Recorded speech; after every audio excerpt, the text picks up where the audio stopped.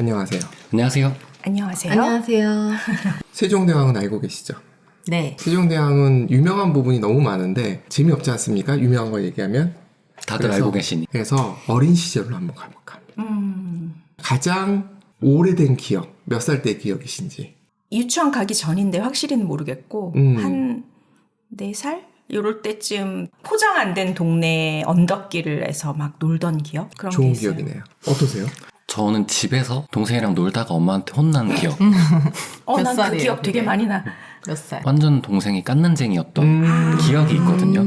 동생이랑 3살 차이가 나니까 한 4, 5살? 비슷하신가요? 네, 저도 4살 정도. 대부분 비슷한 것 같아요. 저도 4살. 간혹 2살 때 기억을 하시는 특이한 분들도 계시던데 세종도 어린 시절이 있지 않았겠습니까? 네. 우리가 보는 세종은 한 40대 정도의 세종, 세종대왕상 광화문 앞에 있는 것도 그 정도 나이대가 아닌가 싶거든요. 근데 분명히 어린 시절이 나이 들어서 살아가는 모습에 영향을 미친다는 거는 우리는 알잖아요. 네. 그래서 그 얘기를 좀 해볼까 해요. 어린 시절에 어땠는지. 아빠가 당시에 나이가 많았어. 그 당시에는. 그렇죠. 그 당시 기준으로. 엄마는 만으로 32, 아빠는 만으로 30. 딱 요즘은 정년기긴 딱, 한데. 그쵸. 그렇죠. 약간 빠르다고도 할 수 있죠. 요즘 기준으로는. 근데 과거로 들어가 보면은 굉장히 나이가 늦네요. 많은 편. 그렇죠. 느린 거죠. 낭낭 18세인데. 그렇죠. 그 정도 나이에 결혼을 했어요. 태종도. 그런데 왜 애가 없었을까? 세종은 1397년생이고 태종은 1367년생이에요. 30년 간극이 있잖아요. 그 앞에 형이나 누나가 없었느냐? 근데 형이 3명이 있었대요. 근데 다 어릴 때 죽었대요.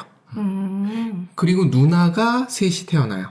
그리고 양녕대군, 그리고 효령대군이 태어나고, 그리고 세종이 태어나요. 엄청 많이 나왔구나. 금실이 좋았던 것 같아요. 그래서. 그러면 그 아주 어렸던 시절에 무슨 일이 있었나? 세종 눈에 뭐가 비쳤을까를 한번 따라가 봤으면 좋겠어요. 일단 양녕이 태어난 시점 1394년. 그때면 이미 조선은 개국된 상태예요. 그리고 세자는 방석이. 태종은 기분 나빠했어. 스트레스 받는 엄마 아빠 사이에서 태어나서 그랬는지 그렇게 건강한 상태는 아니었나 봐요. 아, 몸적으로도. 네. 신체적으로도. 아주 건강했던 것 같진 않아요. 그리고 앞에 많이 죽었기 때문에 불안해서 그랬는지 외삼촌들한테 보내요. 그 사람이 민씨 형제들이에요. 이방원이 다 죽이는. 그리고 둘째 효령대군이 태어나는데 효령대군이 2살 터울이에요. 몸이 좀 안 좋아요. 그래서 홍영리라는 사람 집에 가서 자라게 돼요. 몸이 안 좋은 게 그 터가 안 좋아서 안 좋다고 생각해서 다 딴 데로 보낸 거예요? 그랬을 수도 있고요. 근데 앞에 3남이 죽었기 때문에 부모들이 좀 걱정이 많았고 혹시나 하는 마음에 좀 이렇게 떨어뜨려서 키웠나 봐요. 그런데 셋째가 태어났을 때는 안고 키웠어요. 별명이 뭐였느냐? 아명이라는 게 있는 거 아세요? 어릴 때 부르는 이름? 네. 아. 세종의 아명, 막둥. 오. 막내라는 뜻이에요. 더 날 생각이 없었나? 그런 오. 뜻이었을까요? 되게 이뻐했대요. 근데 1397년이 어떤 해인지를 좀 보면 그 바로 다음에 왕자의 난이 일어나요. 태종 이방원과 원경왕후가 둘이서 꿍짝꿍짝 하고 있을 때요. 뭘 해야지? 그런데 아무리 둘 다 배포가 좋아도 쫄리지 않았을까요? 실패하면 다 죽을 텐데. 그런 상태에서 이제 막 돌도 안 된 세종이 있어. 그래서 일설에 의하면 스트레스 받는 상황에서 막둥을 안고 재롱 부리는 걸 보면서 힐링을 했다 라는 말도 있어요. 뭐 이건 사가에서 일어났던 일이라 실록에 남아있는 내용은 아니에요. 근데 분명한 건 위의 형들과 달리 세종은 엄마 아빠 품에서 자란 거예요. 양녕은 언제 다시 엄마 아빠랑 한 집 살림을 하느냐? 세자 책봉된 다음이에요. 1400년에 이방원이 즉위를 하고요. 1404년에 양녕이 세자로 책봉이 돼요. 10살이 넘어서야 엄마 아빠랑 한 집 살림을 시작한 거예요. 정서적으로 어땠을까요? 남의 집에 온 것 같겠네요. 좀 그랬을 것 같지 않아요? 그리고 아빠는 무섭게 이루 말할 데 없어. 네. 3년이 지나서 결혼을 하고 그때 무슨 일이 생기느냐 하면 자기가 자랐던 집에 늘 자기랑 같이 놀아줬던 삼촌들이 죽는 모습을 보게 돼요. 이건 너무 청소년기에. 힘들다. 근데 양령은 그림도 좋아하고 음악도 좋아하던 사람이야. 삐뚤어진 거에 대해서 좀 동정심이 생기지 않나요? 어느 정도. 물론 똑같은 상황에서 모두 다 그렇게 된다는 건 아닌데 양령은 좀 섬세했던 사람은 아닐까라는 생각을 좀 해보게 돼요. 근데 충령은 일단 어렸을 때 사랑을 받았고 1398년에 왕자의 난이 있을 때 의식이 없어요. 한 살입니다. 기억이 없겠네. 그러네. 남편의 기억도 없겠네. 2차 왕자의 난이 일어나고 아빠가 즉위를 해요. 3살이야. 만으로. 의식이 없어 역시. 그치, 그때도 기억 뭔지 안 나. 모르지. 그리고 계속 엄마 아빠랑 계속 같이 있어. 이렇게 자란 게 세종이에요. 아주 어린 시절을 보면. 이제 약간씩 머리가 트이기 시작해요. 그런데 아주 어렸을 때부터 책을 좋아한 건 맞대요. 그래서 너무 책을 읽어서 모든 책을 이방원이 없애버렸죠. 책만 읽는다고요? 상상할 수 없지 않습니까? 요즘 엄마들 어떻게 합니까? 벽면을 책으로 가득 채우지 않습니까? 근데 그런 건 있어요. 집에서 책만 읽고 밖에 안 나가는 애들을 키우는 엄마들은 또 그 걱정을 해요. 책만 얘가 읽어서. 책만 읽는다. 놀이터에 나가서 친구들이랑 놀아야 되는데 사회성이 없다. 또 이런 걱정을 하긴 해요. 비슷한 마음이었을 것 같아요. 근데 책을 없애버린다는 거 자체가 이방원의 성격이네요. 그렇죠. 근데 책을 좀 심하게 읽긴 했나 봐. 아파도 읽었대요. 이건 나이 들어서도 그래요. 재밌으니까. 그렇죠. 우린 활자 상상할 수 중독이다.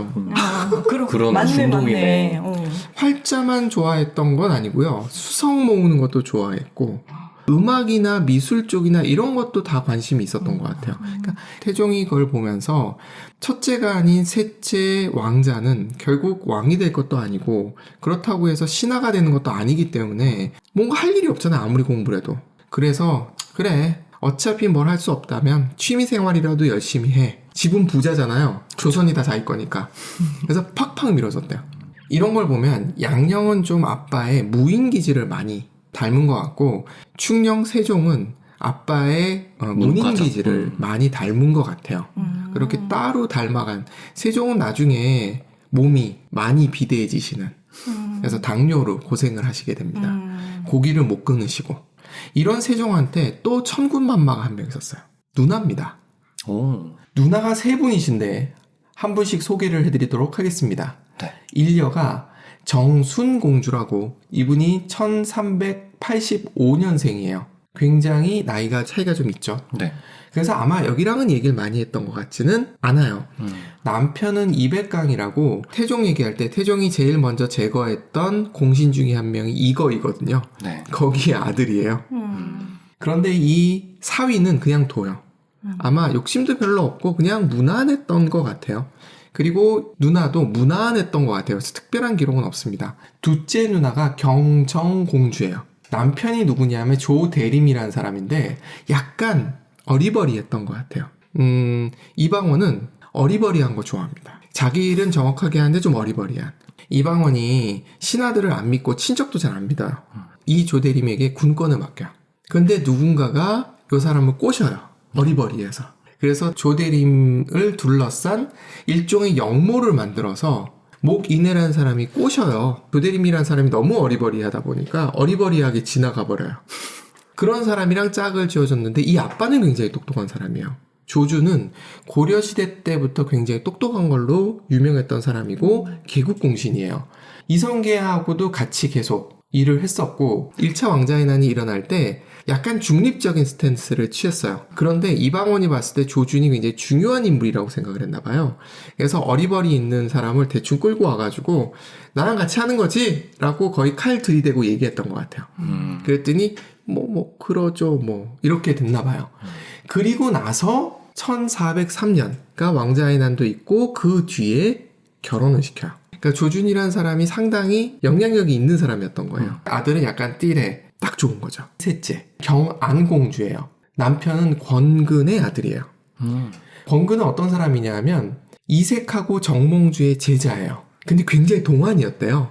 18살에 과거급제를 했어요. 좀 똑똑한 애들은 이때 합니다. 그 당시에 왕이 공민왕입니다. 공민왕이 저 어린 것이 장원급제했단 말이야? 하면서 약간 기분 나쁜 표정을 지었대요. 그 정도로 동안이었다. 라는 말이 있어요. 뒷얘기입니다. 위화도 회건할 때도 이성계랑 했어요. 근데 공양왕, 고려의 마지막 왕이 섰을 때 정몽주랑 같이 공양왕 편으로 살짝 돌아서요. 그럼 이성계랑 등을 지는 거잖아요. 네. 그런데 이 사람이 마지막에 다시 돌아서요. 두문불출이라는 말 혹시 들어보신 적 있어요? 두문동. 두문불출이 두문동 얘기예요. 두문동 얘기입니다. 맞습니다. 그 당시에 고려 신하들 중에 성리학을 했던 사람들 중에 일사이군할 수 없다. 한 명의 신하가 두 명의 왕을 섬길 수 없다 해서 관직에 안 나오겠다는 성리학자들이 많았어요. 근데 권근은 이 사람은 부끄러워하면서 그냥 나온 걸로 묘사가 돼요. 이성계하고 같이 일을 하는데 라이벌이 누구냐면 정도전입니다. 이 사람도 권근도 만만치 않게 밀어붙이는 사람이에요. 그래서 토지개혁하고 할 때도 굉장히 밀어붙였대요. 정도전하고 둘이서 개혁을 대쉬를 계속하고 있었는데 간혹 정도전이 너무 대쉬를 하는 인물이었기 때문에 권근이 한 것조차도 정도전이 한 거라고 알려진 경우들이 있었대요. 그래서 정도전이 그건 내가 한 거 아니야! 라고 한 사례도 있었대요. 근데 이성계는 누굴 좋아했다? 정도전을. 그러니까 권근은 여기서 내가 클 수 없다. 어차피 1사 2군 했는데 1사 3군 못하겠습니까? 그래서 이방원 줄에 섭니다. 정몽주 제자 맞죠? 정몽주 제자? 네. 뭐 꼭 스승을 따라가야 된다는 법은 없으니. 그래서 권근은 결국은 이방원이랑 손을 잡게 돼요. 그 아들과 결혼한 것이 셋째 딸이에요. 근데 이 셋째 딸이 세종과 굉장히 합이 잘 맞았대요. 글 읽는 것도 좋아했고 미모도 있었다라는 거는 제가 봤을 때는 안 믿고요. 그 당시 공부 잘하면 다 예뻐 보이니까. 공부 잘하면 착하다고 얘기하지 않습니까? 졸기라는 게 뭔지 아세요? 돌아가셨을 때 써놓는 글이에요. 경환공주 졸기에 써있는 글을 좀 읽어봐 드릴게요.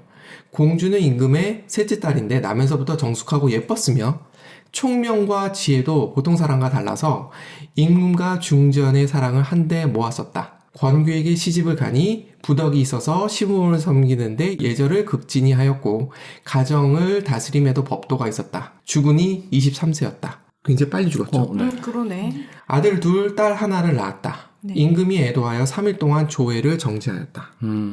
집안이 가난하여 권근 집안인데 가난했대요. 그리고 아빠는 이방원인데 가난했어요. 굉장히 많이 베푸는 사람이었다라는 얘기를 추론을 해요. 여기서.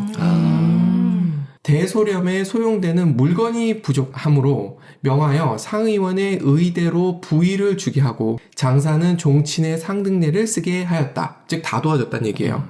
권규가 불사를 행하지 못하게 청하여, 그러니까 성리학을 굉장히 하던 사람이었던 거고 한결같이 예경의 제도를 따랐다. 공주와 충녕대군은 세종입니다. 천성과 기품이 서로 닮아서 궁중에서 그 어짐을 함께 일컬었다. 공주는 매양, 충녕의 덕행과 기량이 날로 이루어짐을 감탄하였으니 보통 사람이 아니었다. 이 사람이 있었기 때문에 세종 입장에서 봤을 땐 도움이 됐을 거예요. 나이 차가 얼마냐? 4살 차입니다. 적당하지 않습니까? 네.